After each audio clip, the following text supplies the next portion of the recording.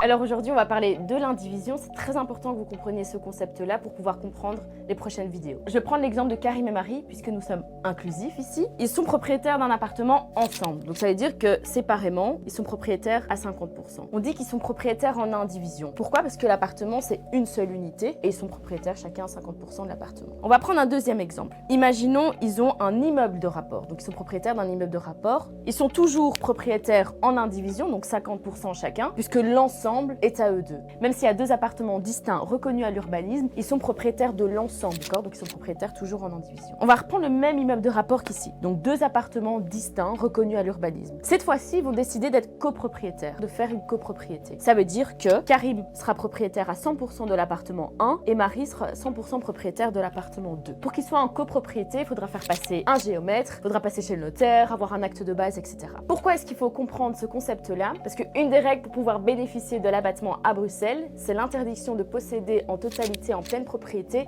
un bien immobilier qui est destiné en partie ou en totalité à l'habitation. Ça veut dire quoi? Ça veut dire que si vous êtes propriétaire à 50%, vous n'êtes pas propriétaire en totalité. Alors que si vous êtes propriétaire à 100%, vous êtes propriétaire en totalité.